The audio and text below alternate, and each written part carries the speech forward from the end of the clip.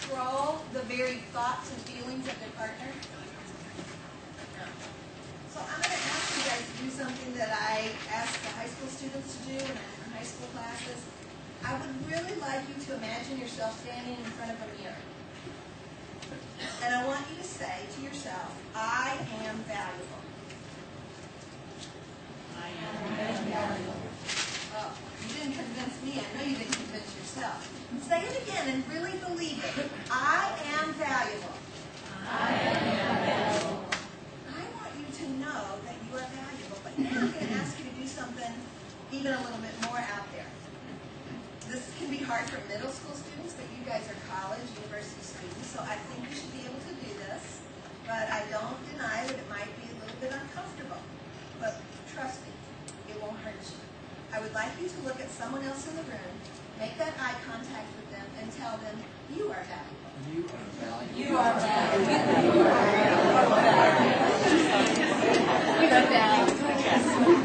are valuable. Really, really important. If I'm going to be a bystander, I have to know that I'm valuable. I have to make sure that I'm safety planning for myself. I also have to know that the person that I see that's fallen down the stairs, that they also, we call it a human rights issue. Regardless of their sexual orientation, regardless of what kind of clothing or attire they're wearing on the outside, regardless of their religious faith or their political preference, as a human, we are all equally valuable. And if you will really come to believe that, you will be able to practice mutual respect. You will be able to process what can I do in this moment and really be okay with the fact that sometimes you really can't do anything that feels tangible in that very moment. Sometimes it might be that you're not a doctor. You can't stop that person. You don't know CPR. You can't stop them from having a heart attack. But you can call 911. You can get somebody else to come to the situation. So I'm going to hopefully help you understand some of those options that you have. Another underlying belief that contributes to domestic and sexual violence is I'm not responsible for my own behavior. In other words, there's always a reason why I got to sexually assault, I got to grope, I got to stare and mock, I got to call names to somebody, I got to berate and put down my partner because they made me mad and therefore I'm justified in being mad. I drank and so I'm not responsible for my behavior. How many of you know that if you drink and drive and you put somebody in a wheelchair or you put somebody in a coffin as a result of that, you don't get to stand before the judge and say, you know what, I don't normally drive like that. It was the alcohol, and it really wasn't me. It wasn't my fault. It was the alcohol, and I don't normally drive like that. And the judge says, you know what, you're right. You're not responsible for that behavior. It's okay. Does that happen? No. We are each responsible for our actions and our reactions. What class is this? Well, I also neglected to introduce my colleague, Kelly Flores, up front. Kelly, do you want to stand up and just tell us the name of your class?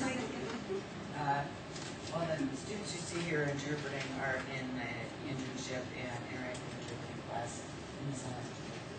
Okay, great. And your class? And my class is Introductory to Psychology. I also have students here from the Psychology Club. Okay. So we're psychology students. Great. So, and I love psychology. I did a lot of psychology in school, but I think we have to be really careful that we don't try to figure out everybody's psyche and what could have possibly made them do that to the point that we justify and excuse and throw away any accountability. It doesn't really help them to change if they don't learn how to be accountable for their behavior. We can understand what makes our behavior, but we're still accountable for our behavior. So this underlying belief that I really don't have to be responsible for my behavior can contribute to this kind of violence. I can use my privilege to my advantage. I'm entitled to have things go my own way. Abuse is an acceptable way to get what I want. What happens in my relationship is no one else's business. How many of you have ever heard somebody say, maybe your parents, maybe you've said it to your children if you have children, stay out of it. It's not your business. Mind your own business. How many of you have ever heard somebody say that? I'll be honest that I, to 3 daughters back when I did say that. I was wrong. And I have learned that I think now we live in a day and age when we can't stay out of it and mind our own. It is our business. You know, it does take a village to raise a family. And that's this outcry about these gay suicides that are happening is because people are saying, wait a minute, this was a person who felt alone and isolated, and for some reason they couldn't speak up for themselves and they gave up. Then somebody else around them needed to be that bystander, needed to be speaking up for them on their behalf, that something is not going right in their life, they're not being treated with that equitable value approach. And so we really need to understand that it is our business.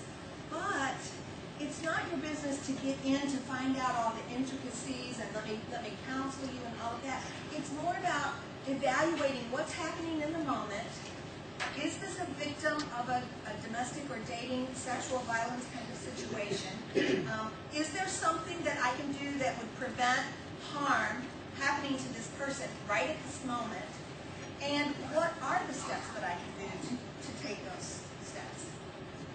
So let's think about the continuum of behaviors. First, we have healthy, age-appropriate behaviors. So little kids, you know, when they're 2, like my little grandson, I hate to say it because I just think he's so amazing, but he goes to daycare, and I'm sure it's all the other kids who made it. You know, he's not responsible for his behavior, right? I'm just kidding. He's starting to spit a little bit when he gets mad. And, you know, I say, no, we don't do that, Rocco. That's not very nice. But he's 2, and he's learning how to figure out how to voice frustration, but if you're 32 and you spit at me, that's totally age appropriate, right? That's totally unacceptable. So understand what is the healthy, age-appropriate thing that's happening. When you're 4 and 5, maybe you're curious and you want to know, you know, well, what is your... I've seen little kids that their mom's pregnant, and you know they want to pick up their shirt and look at their belly and see, like, what's my belly look like? Age-appropriate things. It's not appropriate for someone to come past that personal bubble without permission. Consent is a very big part of keeping someone healthy and aware of what's going on around them. The next thing that might happen is that there would be some mutual flirtation. It would be playful. It's going both ways. If someone is flirting, the other person is flirting back. Flirting feels good, but if you're not mutually engaged in this, it feels uncomfortable, weird, awkward, right? Because you're not giving consent to this going further, so it begins to kind of change on that continuum. Then we get to a kind of age-appropriate or non-mutual interaction of behavior. So we have to recognize that, you know, you have a child who maybe is 12 who is really encroaching on someone who's 3 or 4, and there's this age difference, and it's not age-appropriate, and it's certainly not mutual or consensual in any way, shape, or form. There can be no mutual consensual sexual activity unless you're 16 and over, according to the Michigan law. So it's very important to know that. Then we come a little bit further and we get into harassment, where now the person has been made aware. I don't want you to flirt with me. I don't want you to rub my back as we walk out of the classroom. Excuse me, that's my personal bubble. Space, you know, we all have our little signals that we send, elbows, whatever it might be. But the person doesn't stop. Now harassment is actually illegal.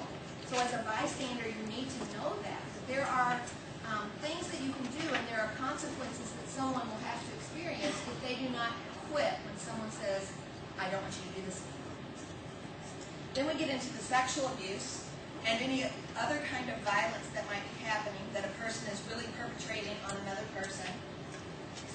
I have heard so many times people say, I think it's funny when my girlfriend hits me. I think it's funny when I trip her. Violence is not funny, and when we begin to laugh at violence and we say it's just a joke or I was just teasing, it really begins to cross that line, and that lack of respect is happening. And then that's really when we fall into those power and control tactics, where now someone is actually minimizing, denying, or blaming the other person for the behavior that's happening. Yes?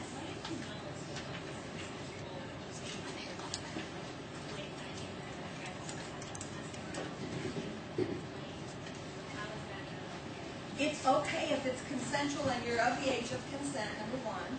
And number two, if at any time you can call it off. Both people have that equal value and that equal say-so. So both people should have the ability, so when one's laughing and cutting up and we're kind of engaging in this mutually flirtatious play, wrestling, whatever you want to call it, but then somebody says, okay, I'm not laughing anymore. Quit. Stop. It's not funny. And the other person says, but you were laughing. I know you're still laughing. And then they keep trying to coerce you into letting them keep doing that. Then the consent is lost. Okay? Does that help? Thank you for asking the question, and please feel free to do that. I do want you to know as a bystander what a healthy